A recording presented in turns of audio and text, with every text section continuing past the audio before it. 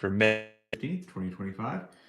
Get the questions called up and we'll go ahead and kick this thing off. And as always, we'll start off with just a couple shout outs. So let's see, where should we start? I got a few shout outs called up here. Okay, this is super cool. So we've got people, like I say, in Linchpin, ranging in age from their 20s through their 60s. I don't think we have anybody in their 70s. If so, correct me if I'm wrong. But 20s through their 60s, I know for certain. And this is something that was posted recently after we had our row sprint interval day recently. And Laura posted this in the private Facebook group. And she said, "This is the best rowing I have ever done. Who says you can't improve at 63 years old? Loved this workout. I could actually go full send. Thanks, coach, for the awesome programming." So, I mean, talk about goals. Doing your best ever rowing at 63 years young. Yeah, we'll take that. That's pretty awesome. So that was shout out number one. And then the next one we have is a celebration, 6-year anniversary. This is from Chris L. He posted, celebrating 6 years of following Linchpin. Did it, celebrated over the weekend. I feel very fortunate to have stumbled upon Linchpin on Instagram. It offered a free trial, and I used the BTWB app, which I've used before. He'd mixed in all kinds of other stuff that he'd done.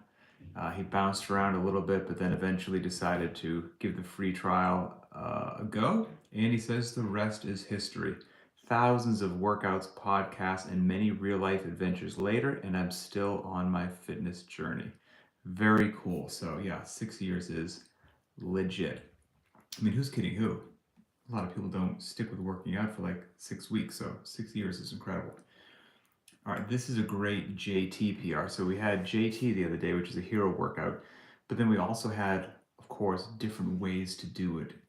Not everybody can do strict handstand push-ups. Those are really tough, etc., etc. So we had another way to do it with shoulder press, dips, and push-ups. Okay, shoulder press, dips, and push-ups. And this is from Deborah F., and this is what she wrote. So she did this exact same version in October, and she used a 40-pound barbell, barely survived it for singles in the second round of push-ups, had to eventually switch to elevated push-ups. They were still very broken up, collapsed after the last round due to how tough it was. It took her 26 and a half minutes in October with modified push-ups and 40 pounds. So this week, she just went ahead and did it again.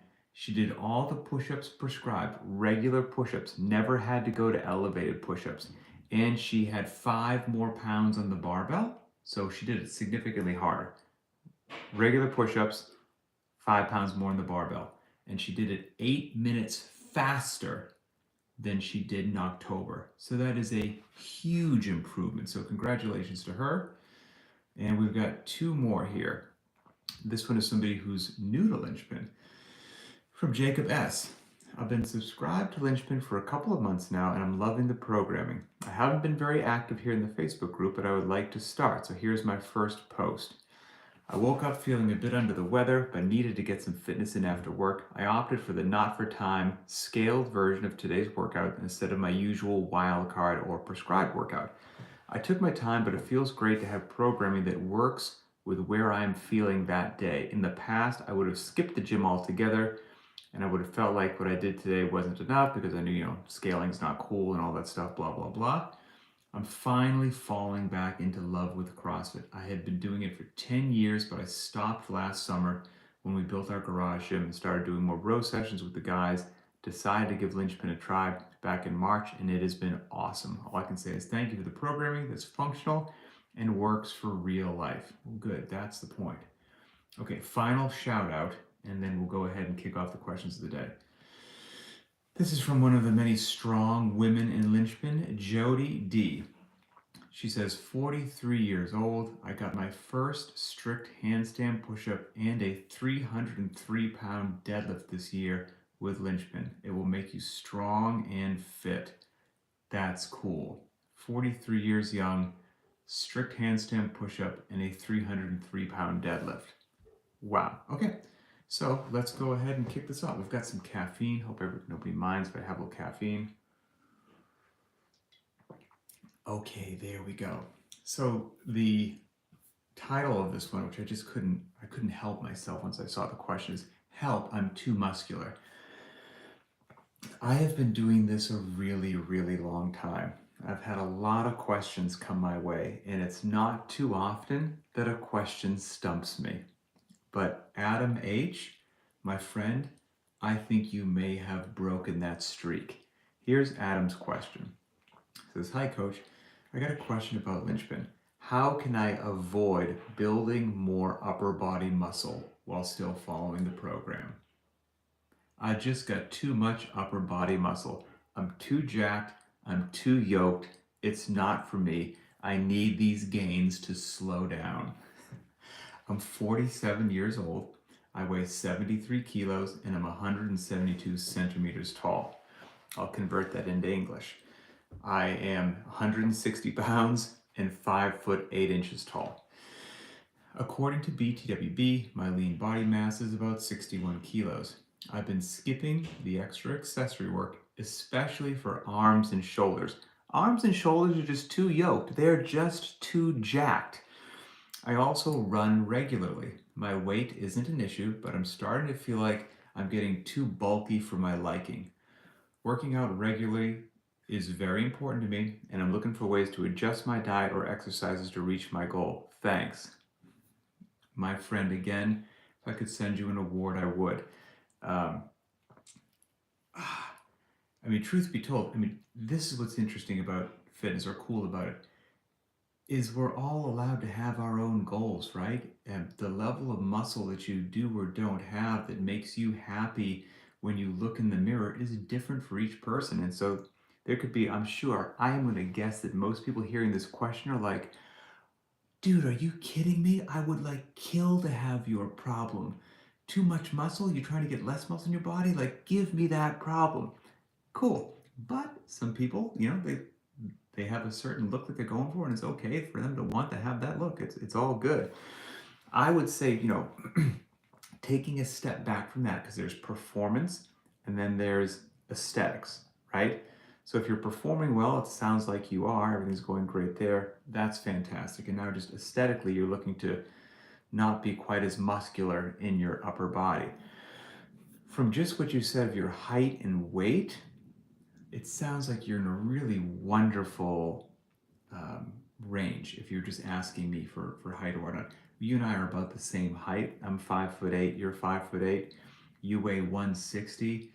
I weigh about 182 pounds. Like, so to each their own there. But if you're looking to get even a little bit less, it sounds like what you're doing is appropriate, right? I mean, you're trying to avoid any extra accessory work that specifically targets the areas that you're looking to reduce a little bit. You might be one of those people, God bless you, that just puts on muscle or carries muscle a little bit easier than the average bear. And so that might be why you have a bit of a struggle here. But even if that's the sort of genetics that you were, I would say, blessed with, you still might struggle a little bit achieving your goals. And I'm not sure that just diet is going to get you there, because even if you're avoiding some shoulder and arm accessory work, for everything from pull-ups to burpees to jerking overhead to dips to, I mean, the lat engagement of deadlifts. I mean, everything that we do is usually like total body engagement, largely speaking, and we're not generally doing bodybuilding style movements where we're just going to do some bicep curls or some dumbbell kickbacks, or things like that might be in the accessory work. But the lion's share of what we do is going to be these compound movements, which have a total systemic head to toe sort of response in your body. So for the goals that you stated, I think you're on the right track. You even said like adjust your diet, but based upon your height and weight and all that, I don't think you're in a bad spot, my friend. I would feel very bad saying that you need to like put yourself in a caloric deficit. I wouldn't feel appropriate saying that. You're putting in a little extra running as well. I think just stay on the track that you're on. Like I said, I guess I should never say that I won't be stumped by a question. You've stumped me a little bit here. I mean, if you think about at the most easiest assumption, if you want to get larger muscles, you would use those joints, that musculature, 2 to 3 times a week, and you would expose it to loadings and rep range, which are helpful for hypertrophy, growth, things of that nature. If you had certain musculature that for whatever reason you were looking to reduce the size of, then you would make this intentional and deliberate decision to avoid using that musculature, and especially with loadings and rep ranges that are indicative of hypertrophy. It sounds like you're already doing that, so I don't think I have like an extra thing to tell you on top of that. But man, I'm fascinated. Maybe post this as a regular question just in like the Linchpin private Facebook group. I'd be really curious to see if other people have done this or whatnot. I think what you're going to get is a lot of people saying, please give me your upper body mass. Okay. From Craig S. Here we go. So, Craig says, I seem to have a mental block when it comes to maxing out heavy jerks. I feel like I overthink the whole movement when I'm at about 95% of my 1 rep max. What advice do you have to get through that breakthrough?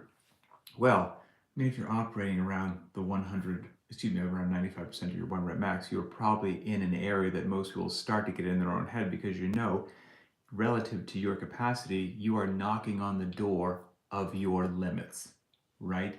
Where the smallest error leads to failure and everything has to be right for success. Maybe here are some things that might help you out. So you could do jerk rack supports. And so basically you would put a barbell in squat stands or whatnot. And again, all the things that I shouldn't have said, but make sure that you're being safe. You have all the proper protocols. I don't want you to black out under heavy loading. But you're going to set it up in like the same height that you would for a front squat. Okay. Now what you're going to put on the barbell, you know what your 1 rep max jerk is. You're going to go ahead and put anywhere from, let's say, 110 to 125% of your 1 rep max jerk on the barbell. So if you jerk 100 kilos, you might have 110 kilos on it. You might have 120 kilos on it. And you're going to get it in your jerk rack position, where your hands would be in the whole 9 yards, and just brace everything, take a step out, and just have that heavy load sit on your chest for like in the front rack position, I should say, for about 5 to 10 seconds. And the goal there is just to help you get comfortable feeling a loading on your body in like what would be the position you would be in if you were about to try to jerk that way, but you're not going to. That's above what you normally would do. So the goal being, hopefully now when you get around 95% or 100% of your jerk in there, it feels lighter on your torso, and so that gives you maybe a bit more confidence trying to actually perform the jerk. Another thing that you could try as well, I'm sure there's a name for this, it's eluding me at the moment, so my apologies for that, is you're basically going to lock out more weight overhead than you can jerk, because you don't have to try to jerk it.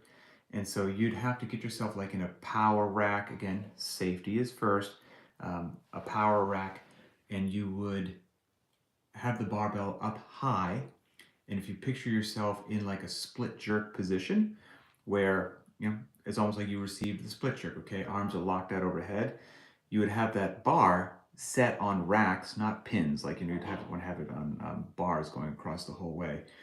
Put some plates on that's like your 1 rep max on there, arms are locked out, because you're in the receiving position of a jerk, and then your feet are split, and then you would just stand it up from there. So you're only, let's say, moving it 6 inches, okay?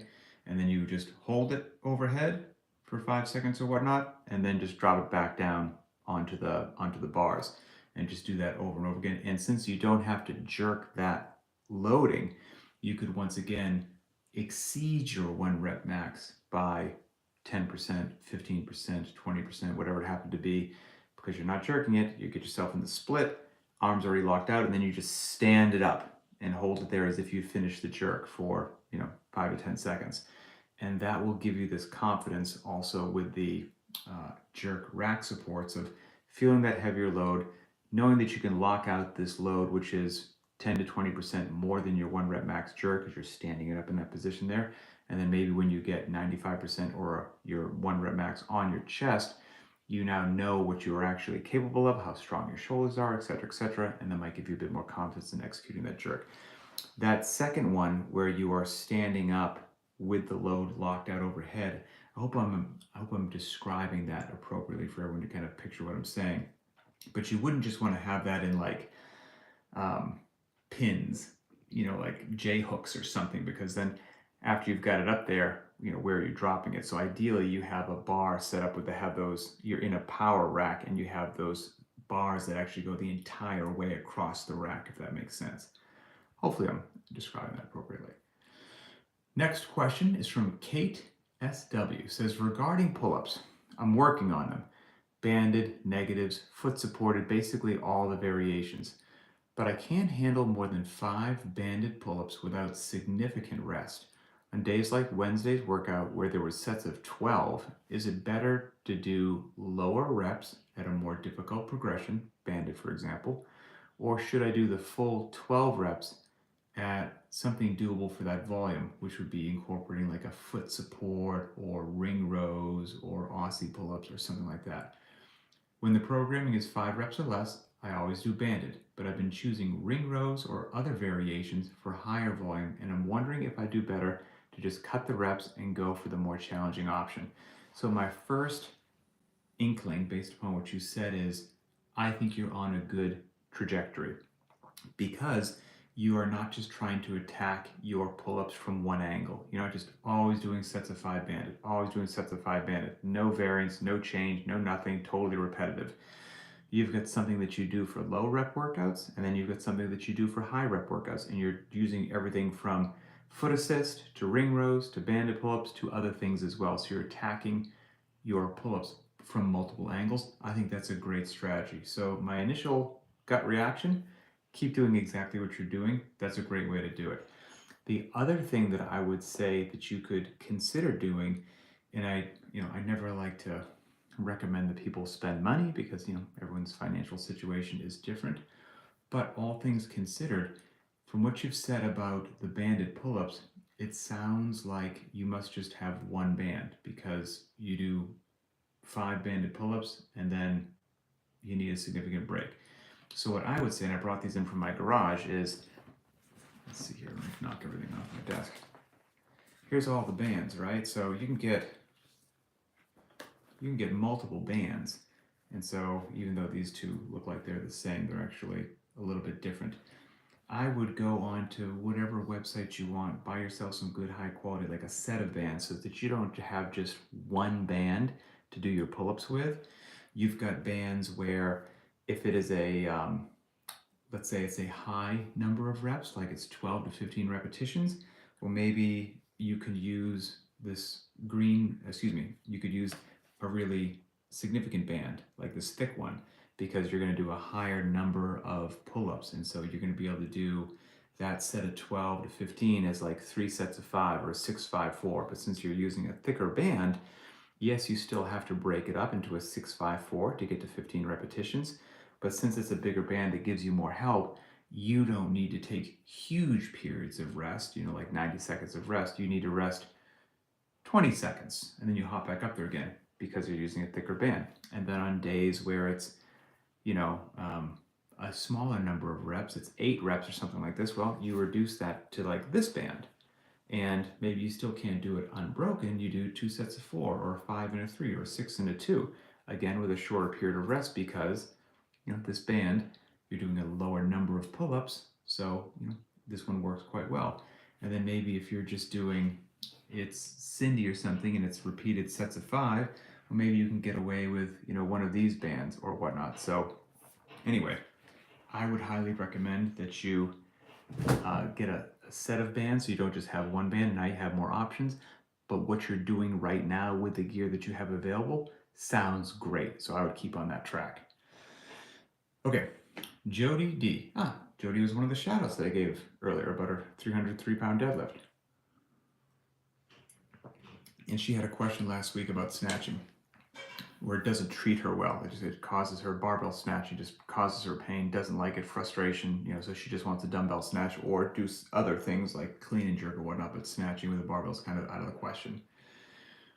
Regarding last week's snatch question, if I decide to continue giving barbell snatches a shot, but they're programmed for the week's heavy day, should I add on the heavy dumbbell snatches after to make sure I'm getting a heavy stimulus for a week, or is it okay to do the heavy day on the lighter side? Okay, gotcha. So my preface there was what I just said, that barbell snatching, frustrating for her, didn't like it, wanted to just hang it up, could clean and jerk, and dumbbell snatches treated her well, so that's what she was going to do. But now she's saying, like, okay, let's say, weighing my options here, that I decide to give barbell snatches a try for a while. I'm not going to give up on them quite yet, but since they're so frustrating and my technique needs so much work, I'm going to keep the loading really light. So now if they're programmed for the week's heavy day, cool, but I'm not going to be able to go heavy with them. It's just going to be a lighter technique session. And so, which has obviously great benefit, but I'm not getting that heavy stimulus that most people would that day. Should I add something to that? If you have the time and inclination, I think that's a great way to do it. You could do light barbell snatches for technique work, and then if you have time again and the inclination, you'd have a couple options as far as I'm concerned. You could do the dumbbell option that day, because like you said, it treats you well. So you could do the limited equipment option for that dumbbell, for that snatch heavy day, and you'll be totally good to go. Or you could do, most likely, if a snatch heavy day was programmed as the regular linchpin workout of the day, there's a really good chance that the wild card option on that day, since snatching doesn't treat everybody well, is a similar workout, but not with the barbell snatch. It's with the barbell clean and jerk. So if it was full snatch, it's probably full clean and jerk. If it was power snatch, it's probably power clean and jerk. The rep range is probably similar. So I would say you could do either one of those two options. Light barbell snatch and technique work, followed by the wildcard option with the barbell for the clean and jerk version of whatever snatch we did, or you could do the limited equipment dumbbell option as well. I think both of those are totally good to go, Jody. Okay, final question. This is from Ike. Hey coach, I just wanted to hear your side of this story. Oh boy, that's how everything good starts, right? I was talking with my first coach, catching up on kid stuff, etc., and I said that for a year I've been following Linchpin's programming, how much I'm enjoying it, and how great you are as a coach. Thank you, I'll send you your bribe money later.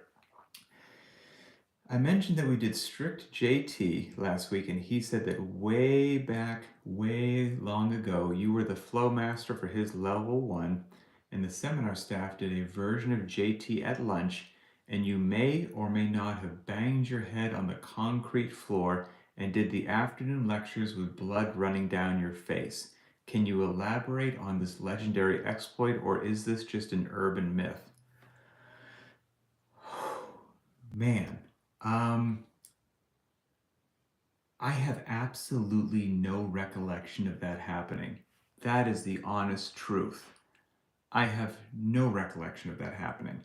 I'm here to tell you, I've never been able to do handstand push-ups in any sort of meaningful manner. I've got, as I've been very open and honest about, terrible broken shoulders, not from working out, but from motorcycle wrecks and dumb stuff in the military.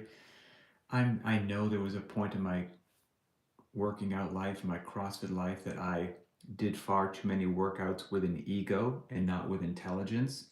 And I was like, I can see myself being like, well, the workout the day is JT, so that's what I'm gonna do. Well, does it make sense that you can't get into a good handstand push-up position and you can't do those without like crushing your head against the ground like an absolute fool and idiot? At some phase of my life, I was probably like, screw it, that's the workout, that's what we're gonna do. I don't care if it takes me an hour and a half and I break my neck. That's a stupidity at an amazing level when I look back at it. But I lived that life for several years. So did I do a terrible JT and bonk my head on the ground? Probably. Do I remember doing a lecture with blood running down my face? I don't remember that at all. So, I mean, if there's multiple people who witnessed it, cool. But I don't have any recollection of that whatsoever. I also will say that I have a terrible, terrible memory with some things. And again, I think I've just hit my head way too hard during too many motorcycle wrecks that have just, it's not good. But I don't recall that in any way, shape, or form. So hopefully that helps. All right, that, my friends, is the Ask Me Anything for Thursday. As we record this, it is a rest day. So enjoy your rest day. Keep supporting one another. Make some good decisions. And I will see you online.